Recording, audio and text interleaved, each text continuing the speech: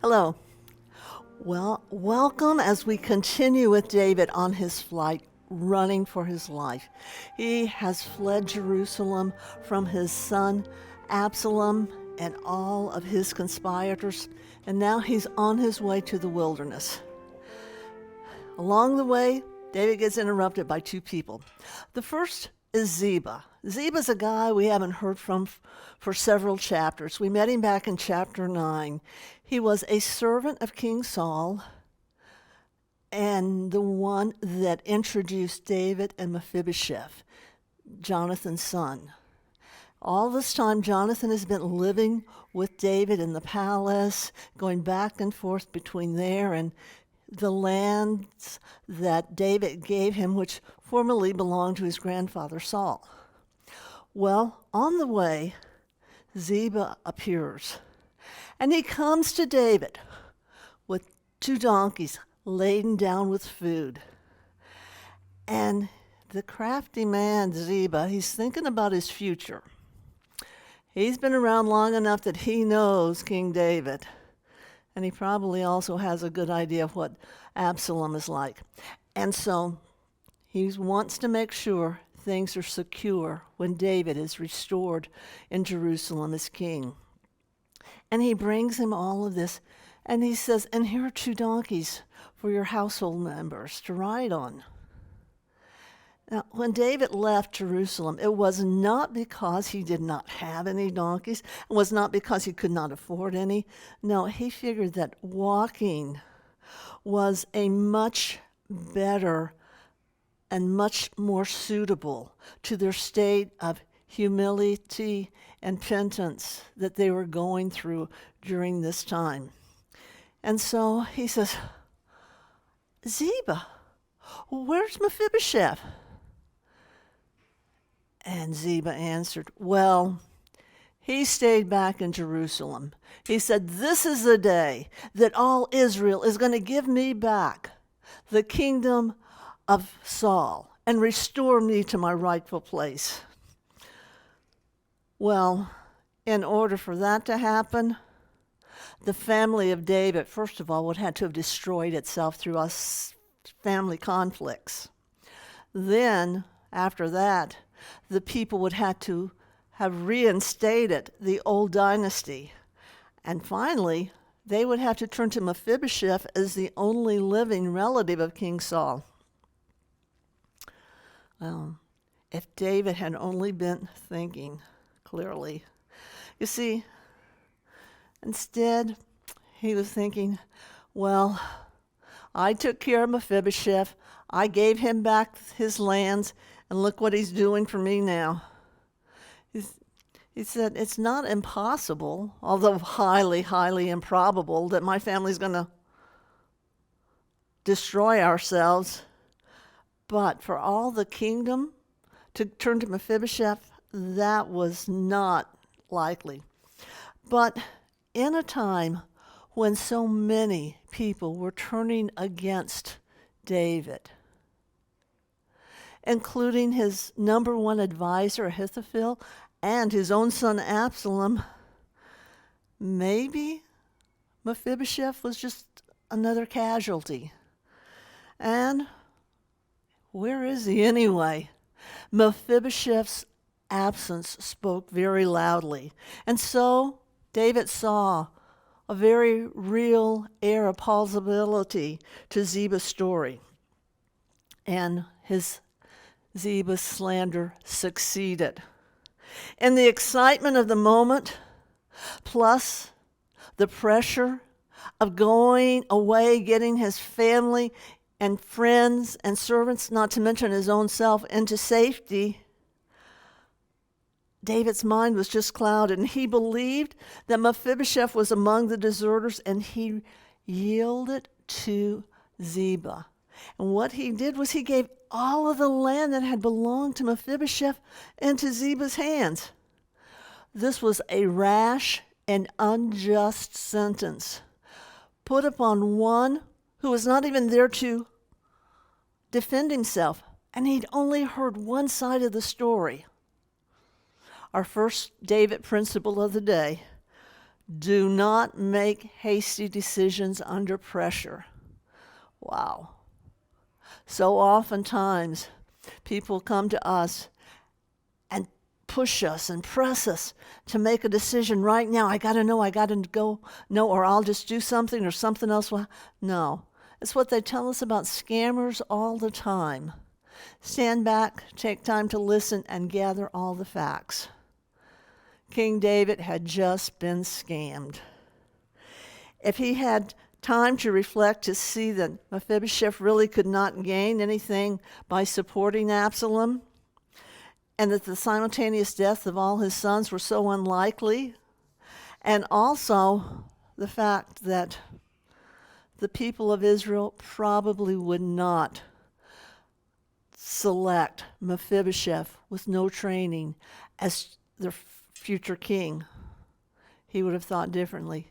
The true account is probably what we will hear when we get to chapter 19. What was Ziba's goal? Well, he wanted to gain the land, or at least, if not the land, maybe his thoughts were not quite that big, he wanted to at least gain favor for himself. You know, that story is just so improbable. It's a wonder to us today that David would give credence to it and give Ziba that property. But here's our second principle. When we have been hurt by others and deceived by our friends, it is very easy for us to believe that others will also deceive us, especially when they come with a very believable, or at least a very good story, and they're trying to help us the way Ziba did. I mean, he says, I'm here to help you. I brought you food. I bought your family transportation. I am here in person.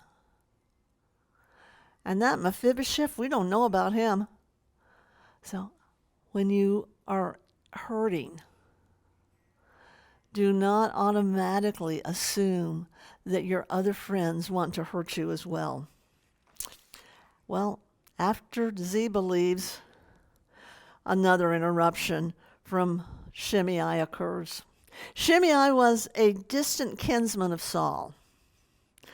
And David and his band traveled on the Mount of Olives on one ridge. And along another ridge at the very same time traveled Shimei, adjacent to them. Now Shimei, as I said, was a family member of Saul. Now, in this case, family can be taken very loosely. And it could mean anywhere from a blood kin, like brother, uncle, aunt, to an in-law, or even servant. So it's just like anybody could be part of this family. And Shimei was a man incensed by the wrongs that he conceived had been done to him and his family. He wanted to get even. And so the misfortunes of his family and David's occupation of what he considered their rightful possessions, it afforded a very natural, although very, very unjust and wrong cause for outbursts of rude insults and violence. He saw David as a usurper who brought disaster on his entire family and charged him to surrender the throne which he was not entitled. And he called him a man of blood. And the Bible says he continuously cursed him while throwing stones at him. Now, these were not just simple words of a man with a foul mouth when it says being cursed. No, Shimei was asking God himself to destroy David. He said, you rogue, which means you're a man of Belial. It's a curse that means you're nothing but worthless and useless. You got to where you are, but I know how you got there. That's what he was saying, and he was saying it out loud for everyone. He's accusing David of shedding blood of the house of Saul, implying that David had been responsible at least for the death of Abner, Saul's commander, Ishbosheth, Saul's last son, if not for the death of Jonathan and Saul themselves.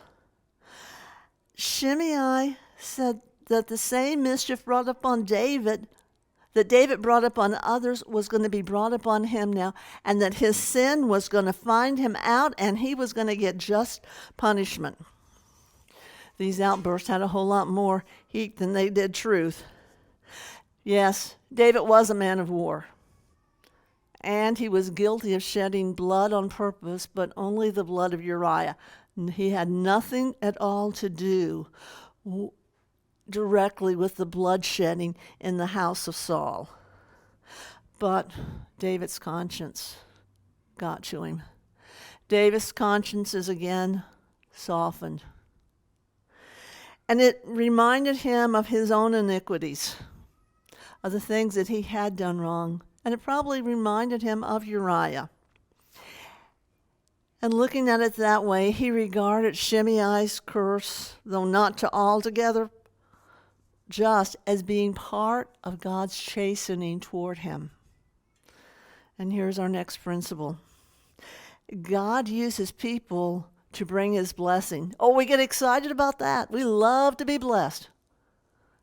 But God also uses people to bring his judgments. We don't like that, and we don't like the people that bring them. I want to be blessed, and I just love the people that bless me. But when it's time to be punished, when it's time to be judged, I don't really care all that much for the people that bring that kind of word or action from God. But David recognized that this was from God. And so in 2 Samuel 16, verses 9 through 14, we have David stopping Abishai from killing Shimei. Now, who's Abishai? Abishai was one of the sons of Zeruiah. He's David's nephew and Joab's brother. He was a commander of the professional army and also the captain of the famous 30 mighty men. Abishai and Joab were both loyal, brave sons of Zeruiah who tended to act first and think later. So David had to step in order to prevent Abishai's desire to kill Saul's relative. David believed that God's vengeance and mercy would declare both his and Shimei's faith. And so his response to Abishai acknowledged Shimei as the instrument of God's chastening hand. And never do we see David act more Christ-like than we do here. When he says, no, he said, if God is in this, he says, I'm willing to forgive. I'm willing to step back and not harm my accusers because I recognize what God is doing. David remembered God's promise made to him through the prophet Nathan that he would raise up adversities for him within his own household. And this was because of the sin that he committed with Bathsheba. And so he was able to take Shimei's cursing as part of that discipline. At the moment he realized all that came from him came from God. And his only hope was not in Abishai or any other human deliverance. His only hope was from God and from God's mercy.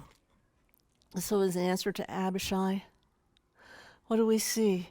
We see one of complete resignation and acceptance for God's will and punishment for sins for which he had truly been given. And he said, who should punish Shimei?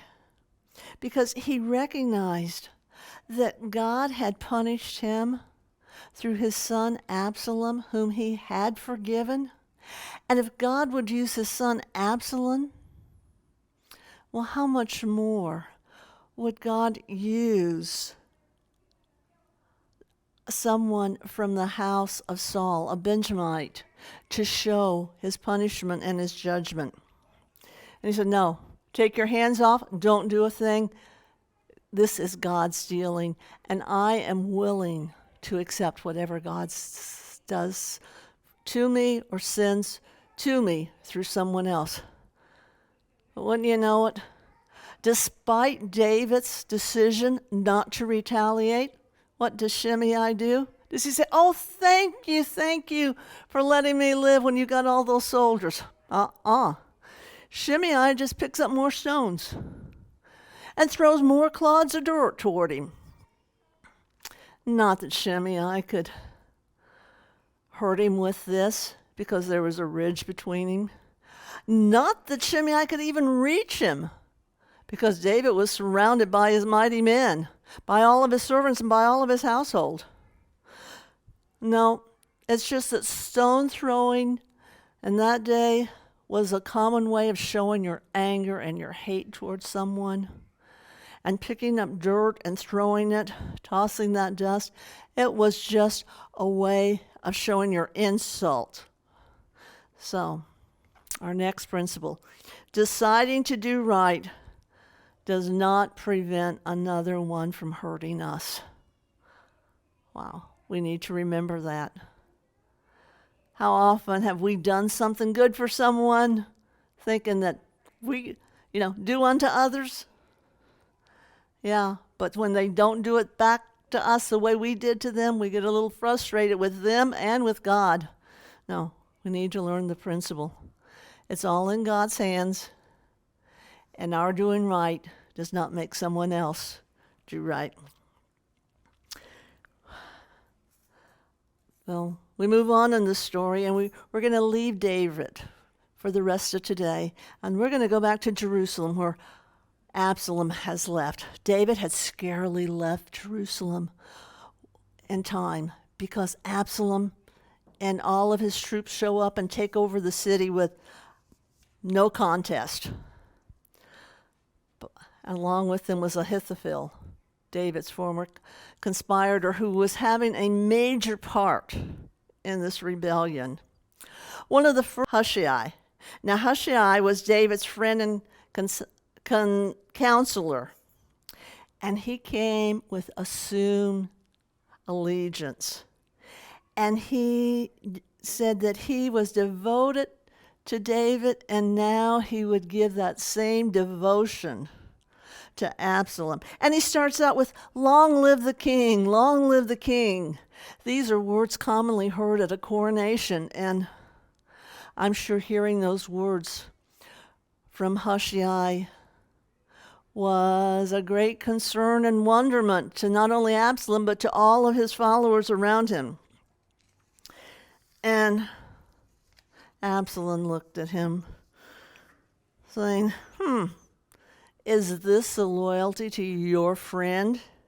Why did you not go to your friend? Absalom was referring to David as your friend for a very specific reason. You see, David, in Absalom's eyes, was a friend to Hushai, a friend to strangers, but to his own son, whom he had severely provoked, whom he had banished, would not let come into his presence for 2 years, he was no friend.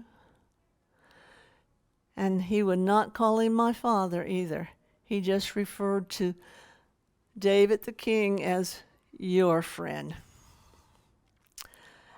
Absalom told Hushai that this action did not match the great friendship that he had professed to have for the king, and then said, why didn't you go with your friend? Hushai spoke to Absalom about the man God had chosen. And though he owed, and gave David friendship while he was on the throne, now he must give place to the authority of God, because God's the one who puts up and God's the one that takes down.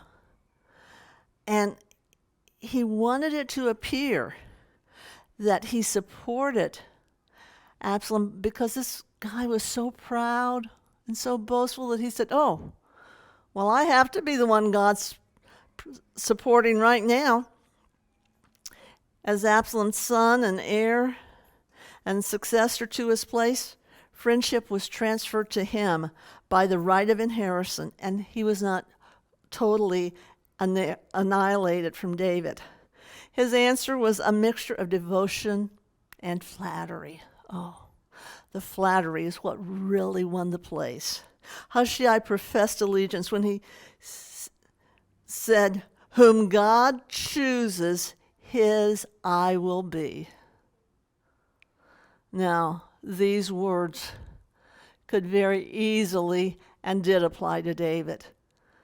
But in Absalom's prideful mind, he thought, I'm the one that God has chosen. I have the place. I have the throne. I have the crown. So it looks like you're going to serve me.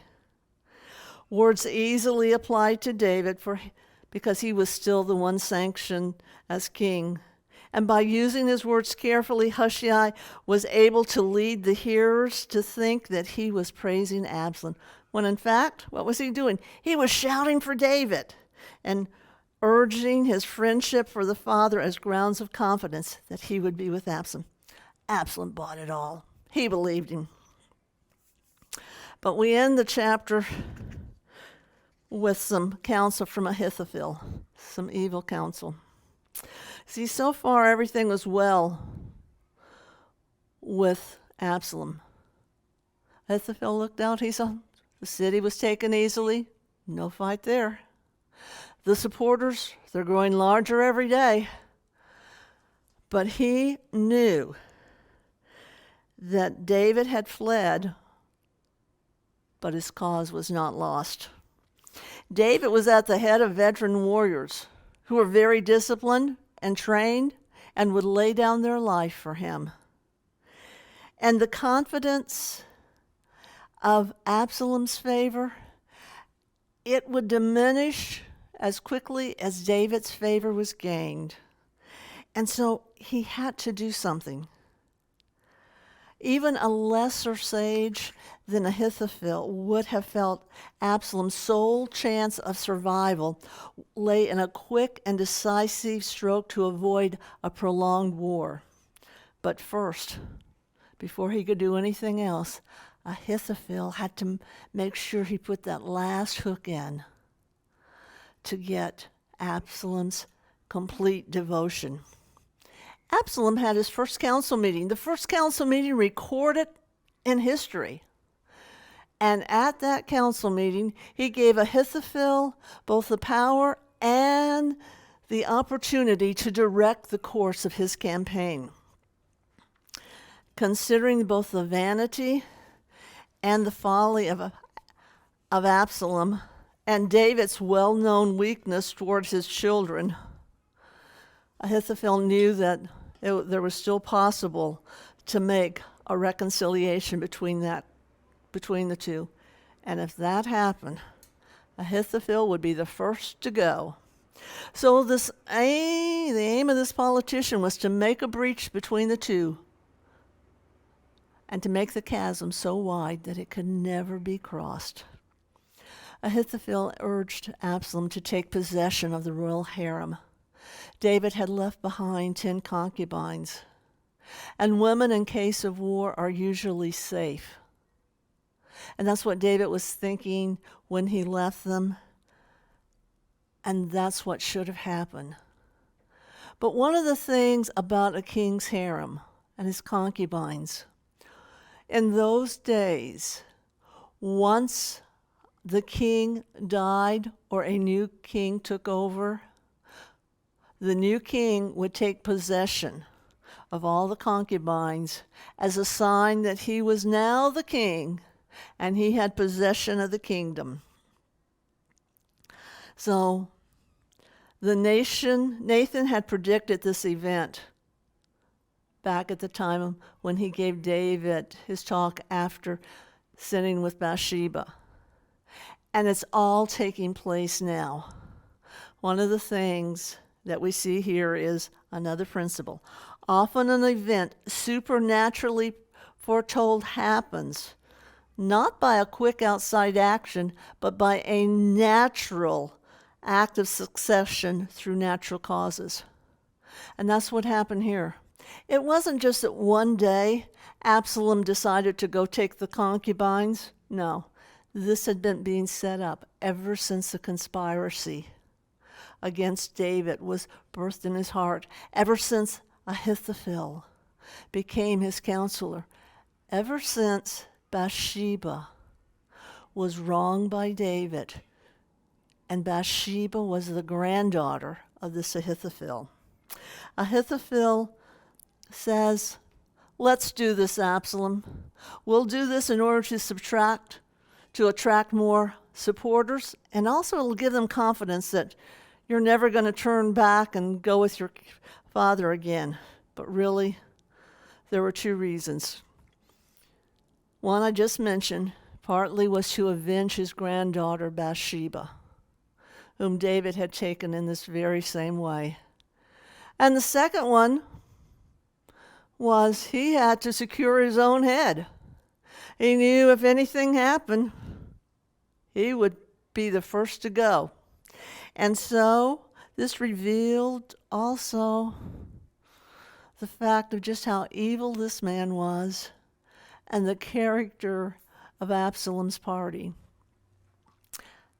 Ahithophel said, your supporters will be stronger for you if they know that you can do something like this. How wicked were these men that such a loathsome and scandalous action would bind them together. This should have been the very reason that they deserted him, but it only made them more and more hold to him more and more strongly. Ahithophel gave this counsel that the tender-hearted father would never be reconciled. And then he said, let's pitch the tent up on top of the palace roof. There again, he had a reason for doing that. This was the very same place where David had looked out and spied and watched Bathsheba. And so he had Absalom put up a tent, probably a bridal tent, that guaranteed to stir up the populace in one way or the other. At this point, the people were forced to choose. They knew how wicked this was. They knew that it was an act against God. And this was really a dividing point for many because they had to choose. Do we continue with Absalom, who seems to be the leader, who seems to be the one that David has appointed king because he took the throne with no force? Or looking at how wicked he is and what can become of our nation, do we stay true to David? Ahithophel had required such a reputation that hearing him was like hearing the voice of God. Many were deceived by his words that often came true. We're going to end with this principle. Just because a person's words are true does not mean they're from God. Be very careful whom you believe, because not all good advice is godly advice. Well, next week we're going to continue with David. We're going to see him as Absalom gets closer to his fall, and Ahithophel really does fall. Till next time, may the Lord bless you.